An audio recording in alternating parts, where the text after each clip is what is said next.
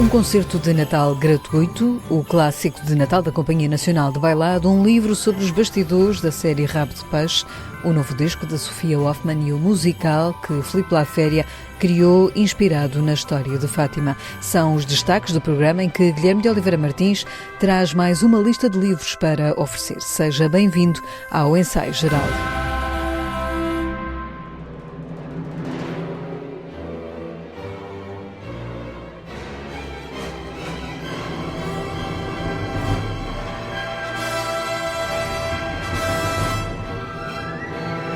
É um clássico. No Natal, a Companhia Nacional de Bailado escolhe um clássico para dançar. Desta vez repõe Alice no País das Maravilhas, inspirado na obra homónima de Lewis Carroll e criado para a companhia pelo coreógrafo cubano Howard Quintero, com música de Tchaikovsky e arranjos de Carl Davis. O bailado promete não fugir do conto original, explica a bailarina Inês Ferrer. A história é bastante fiel à história existente e ao conto. O coreógrafo, neste caso o Howard, tentou fazer uma versão bastante fiel, tanto para o público também perceber bem e conseguir acompanhar a história e reconhecer a história, e mesmo para as crianças poderem ter uma sensação mais familiar em relação ao balé, que eu acho que também é importante quando o público vem ver um espetáculo, ter essa sensação de familiaridade e poder ter uma conexão, lembrar-se, saber quais são as personagens que vão aparecer. Portanto, nesse aspecto eu acho que a história da Alice que nós fazemos aqui é bastante fiel. Existe a Alice, que está num piquenique com a família e com a irmã, em que depois adormecem e aparece o coelho branco que a vai chamar para saltarem para a toca, neste caso para um buraco, em que a Alice cai e entra no mundo das maravilhas, o mundo desconhecido, em que aparecem muitas personagens, mas lá está, todas elas são bastante identificáveis. No Teatro Camões, em Lisboa, esta Alice no País das Maravilhas conta com música tocada ao vivo pela Orquestra Sinfónica Portuguesa, sob a direção de José Eduardo Gomes. Inês Ferrer é a bailarina que veste o papel da Rainha de Copas. É um papel muito giro de fazer. Existe uma grande liberdade de expressão emotiva e corporal que foi permitida da minha parte. É muito giro porque a Alice, então, no meio da sua aventura, dá de caras com a Rainha de Copas, que roubaram os cupcakes ou os bolos, e a Rainha, eu diria que a Rainha não é uma rainha má. É o reino dela, ela gosta de ter toda a gente sob olho, mas ela está feliz, ainda assim. Só não gosta de ouvir dizer não. E neste caso, diria que é um papel em que ela é bastante mimada e engraçada nesse sentido, mas não gosta de ouvir o não e nesse caso gosta de cortar cabeças, pronto. Não vamos ser assim tão específicos aqui no balé, não é? Mas a ideia é essa, é que ela gera ali um medo e pronto, a Alice depois tem um encontro com ela e depois, pronto, logo se verá quando vierem ver o balé. Até 29 de dezembro, este Alice no País das Maravilhas vai espalhar a magia do Natal, diz a bailarina. Uma das principais características da nossa companhia é espalhar a arte para as pessoas, para o público, deixar as pessoas sonhar, e para nós é muito especial estar no palco com a orquestra, com o bailado, podermos fazer as pessoas sonharem, e ainda mais nesta quadra natalícia há um conforto que também nos faz sentir muito bem e, acima de tudo, espalha magia, alegria, que eu acho que é a coisa mais necessária em todas as alturas, mas ainda mais nesta. Alice no País das Maravilhas, o bailado clássico em tempo de Natal, para ver no Teatro Camões, em Lisboa, até 29 de dezembro. Esta é a história de um rapazinho com grandes esperanças num lugar onde a esperança nunca existiu. O que é que nós fizemos para merecer esta sina? Isto é uma prisão no meio do mar. Aqui nunca acontece nada de jeito. É a série portuguesa de maior sucesso internacional. Rabo de Peixe, criada por Augusto Fraga, terá uma terceira temporada na plataforma de streaming Netflix. Rodada nos Açores, com base numa história real, Rabo de Peixe conta com os atores José Condessa, Helena Caldeira, Kelly Bailey, André Leitão e Rodrigo Tomás nos principais papéis. Enquanto esperamos para ver os novos episódios, podemos ficar a saber mais sobre os bastidores da rodagem num livro que acaba de ser lançado com fotografia de Inês Subtil e textos de Helena Alves Pereira. Comecei com uma entrevista com Augusto, falei com toda a equipa técnica, desde maquilhadores, direção de arte, direção de fotografia, os atores, a edição barra montagem, não é? Porque nós dizemos mais montagem, com a música. Pronto, e então foi isso, foi como é que estas pessoas não só chegaram ao projeto, mas como é que elas criaram o Rabo de Peixe. Você vai cair em cima. Enfiaste a pata na poça, não foi? E neste livro sobre a série Rabo de Peixe, editado pela Contraponto, o leitor fica a conhecer pormenores dos bastidores. Por exemplo, o Salvador Martinha, que esta é praticamente a primeira ficção que ele faz, não é? Ele já tinha feito uma, mas era baseada numa personagem dele, nele próprio. Por exemplo, é engraçado porque ele construiu um passado para a sua personagem, isto é uma das coisas curiosas, e ele foi mesmo buscar uma fotografia de uma família que ele encontrou na internet, e então olhava para aquela fotografia e inspirava-se. Essa fotografia, por exemplo, ela está no livro. Outra coisa também que eles foram dizendo, por exemplo, o Hugo Gonçalves e o João Torto, que foram os guionistas da primeira temporada, como é que eles construíram também a história, como é que eles iam dialogando entre eles, todas as coisas que nós vemos de fora, não é? Os simbolismos que existem dentro da narrativa, que nós como espectadores não percebemos, mas que eles também foram explicando um pouco como é que essas simbologias elas entravam dentro da história. Todo o material que eles tinham, porque eles tinham muito material, porque nós não nos podemos esquecer que isto é uma série que é baseada em fatos reais e, portanto, havia muito material real, tanto judicial como de investigação, como da polícia judiciária. Todo esse material ele foi usado para escrever esta história. Portanto, é um pouco explicar como é que todas estas coisas foram agregadas, como é que a direção da arte, como é que ela constrói as casas, sendo que muitas das casas são cenários reais.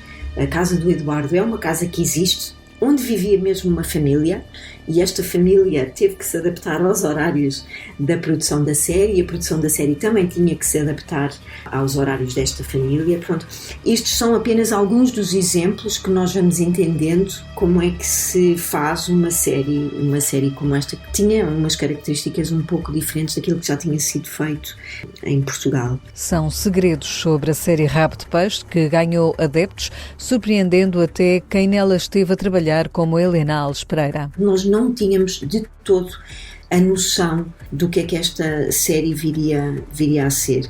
Eu acho que também o facto de ser uma série muito jovem, fala muito desta perspectiva jovem dos sonhos, da pessoa querer um bocado a vida melhor. Eu acho que alguma camada mais jovem foi se identificando muito, e o próprio ritmo da série e os miúdos, eles têm uma vibração muito, muito interessante entre eles, e isso transmitiu cá para fora. Eu acho que muita gente se identificou com estes miúdos, com aquele grupo de jovens sempre a querer sair daquele lugar onde eles estão, menos bom, à procura dos seus sonhos. E eu acho que muita gente se identificou por causa disto, por causa do ritmo da série, das cores, e estas cores são mesmo reais, elas fazem mesmo parte do contexto social e cultural de Rabo de Peixe. É uma realidade que tem alguma alegria, apesar de também ser uma realidade dura, e então todos estes elementos eles foram trazidos para a série. Eu acho que isto tudo em conjunto acabou por servir como elementos muito apelativos para diversas pessoas. Já estão concluídas as filmagens da segunda e terceira temporada de Rabo de Peixe, a série criada por Augusto Fraga e escrita por si, em conjunto com os escritores e guionistas Hugo Gonçalves e Tiago R. Santos. Também está a sentir esta adrenalina, meu? Continuamos em espírito de Natal e a sugerir concertos com entrada gratuita a que pode assistir. Já na próxima semana, na quinta-feira, dia 19, a Igreja de São Domingos, em Lisboa, recebe às 8 da noite o Coro de Câmara Lisboa Cantate, com direção musical de Jorge Carvalho Alves. Este é um concerto organizado pelo Instituto Superior Técnico e pela Associação Ópera na Academia e na Cidade, que pretende, explica João Seixas, explorar as mais-valias que a cultura, e em particular a música, podem dar a quem estuda ciências exatas. Muita gente tem a sensação de que um engenheiro, ou um físico, ou um matemático são pessoas que a única coisa que fazem é contas. Não é verdade. Elas estão dentro de uma sociedade, elas ligam-se à sociedade e, portanto, convém que elas tenham uma formação muito alargada e uma formação humanística, precisamente para que essa relação seja uma relação harmoniosa e não uma relação puramente científica, muito localizado. Só dessa forma nós de facto teremos engenheiros que são capazes de fazer outras coisas que não a simples engenharia, digamos, muito básica. E este tipo de iniciativas dá aos estudantes essa capacidade de abrir os seus horizontes para outros campos. Este é um concerto que conta com um repertório composto apenas por autores portugueses. O repertório este ano é uma coisa que nós já queríamos fazer há muitos anos, nem sempre era fácil. Felizmente agora nós temos uma parceria com o Coro Lisboa Cantar. E este ano é um programa muito variado que vai desde o Renascimento até ao século XX, só autores portugueses. Isso é uma coisa muito importante porque queremos, de facto, promover a música portuguesa e, neste caso aqui, de facto, começa desde Pedro de Cristo, um compositor renascentista, até Eurico Carrapatoso. Portanto, é um concerto muito variado, sempre com a temática de Natal, obviamente, mas será um concerto dedicado exclusivamente a autores portugueses. Como eu disse, é algo que para nós é muito importante, digamos, do ponto de vista estritamente pedagógico, porque muitos dos nossos alunos não conhecem de facto os autores portugueses e por isso nós insistimos em ter um concerto puramente dedicado a autores portugueses, Lopes Graça, Eurico Carrapatoso, enfim, compositores renascentistas, e os alunos, portanto, terão a oportunidade de ouvir um repertório que muitas vezes não é assim tão conhecido. Pedro de Cristo, Gaspar Fernandes, Lopes Graça e Eurico Carrapatoso são os compositores que vai poder ouvir pelas vozes do Coro de Câmara Lisboa Cantat na Igreja de São Domingos. É no dia 19 às 20 horas, na Igreja de São Domingos, ao Rossio, e a entrada é livre. Portanto, é só chegar e entrar, sentar e desfrutar do concerto. É um sítio lindíssimo, ainda por cima com uma ótica acústica, portanto, vale mesmo a pena. Está feito o convite, é só aparecer na próxima quinta-feira, às 8 da noite.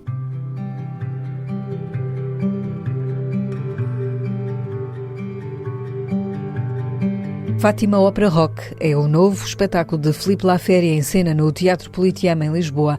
Em palco, a história da aparição de Nossa Senhora aos pastorinhos na Cova da Iria e a transformação da vida das 3 crianças depois de se terem encontrado com a Virgem Maria em 1917. Um musical a que a Renascença assistiu. Ana Catarina André.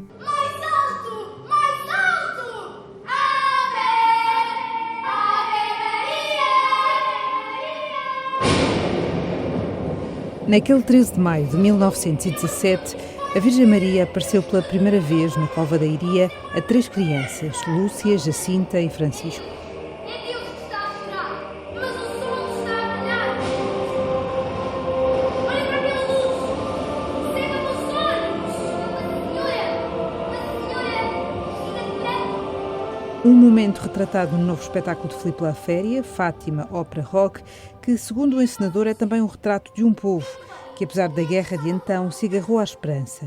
A história de Fátima como nunca foi contada, a história da mãe da Lúcia, a história das outras personagens que rodearam a Lúcia, o Jacinto e o Francisco.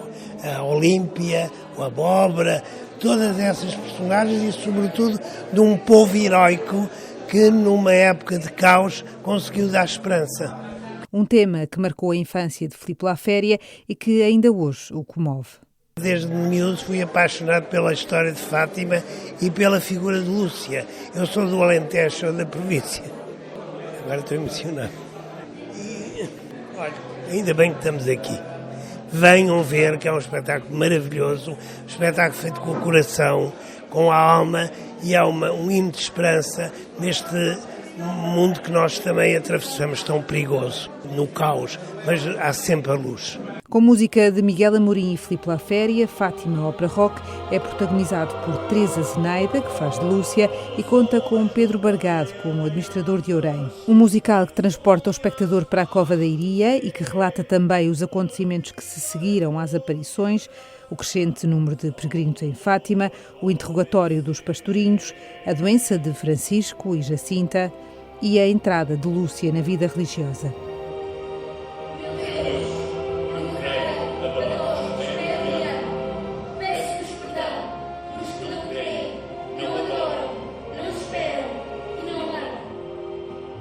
Fátima Ópera Rock, o novo espetáculo de Filipe Laféria em cena no Teatro Politeama em Lisboa.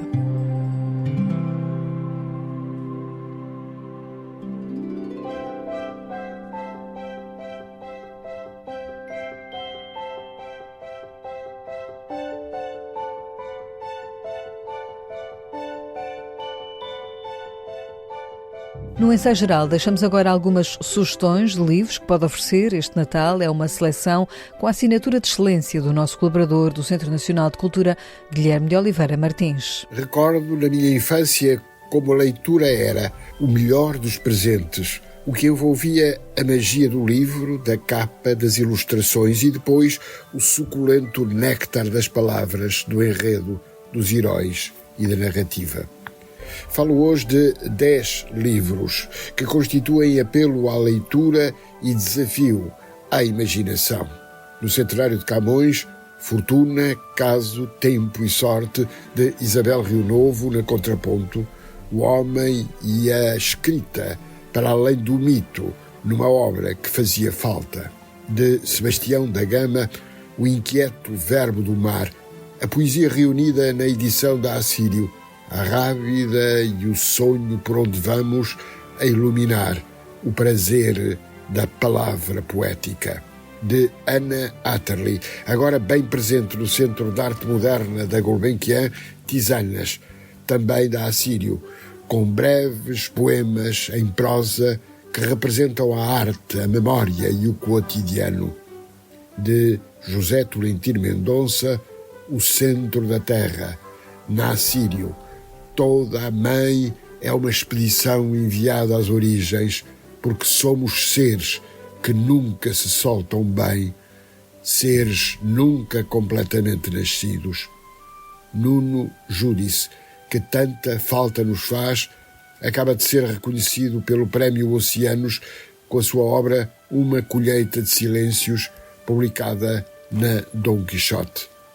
Pepe Tela deu-nos, no ano que está a findar, Tudo Está Ligado, romance publicado pela Dom Quixote, onde encontramos lado a lado a vida de Luanda e os costumes ancestrais do Planalto Central de Angola.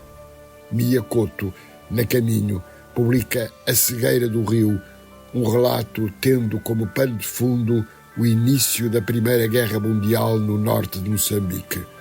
Walter Hugo May escreveu Deus na Escuridão, na Porta Editora, uma surpreendente visitação de um amor fraterno com os seus mistérios e revelações surpreendentes. Francisco Mota Saraiva foi vencedor do Prémio Revelação Agostina Bessa Luís e agora do Prémio Saramago. A leitura de Aqui Onde Canto e Ardo, publicado pela Gradiva, dá-nos uma polifonia que recorda tempos reveladores de várias circunstâncias. José Eduardo Agualusa assina Mestre dos Batuques na Quesal, onde encontramos os mistérios do reino do Bailundo relatados pela voz da percussionista Leila Pinto sobre uma identidade forte e fecunda.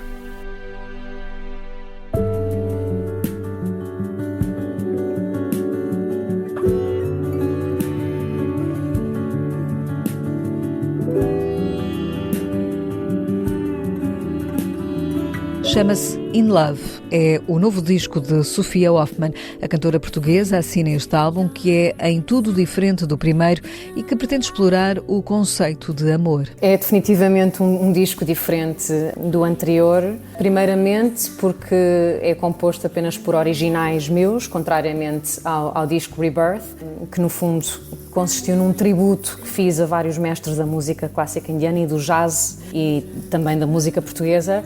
Este disco, In Love, como o próprio título refere, não trata só o amor romântico, enfim, passional, mas vai muito mais além e fala-nos também sobre o amor próprio, sobre o amor para com a natureza, para com o mundo, o amor fraternal, o amor também no desamor, porque acho que temos que viver os desamores com amor.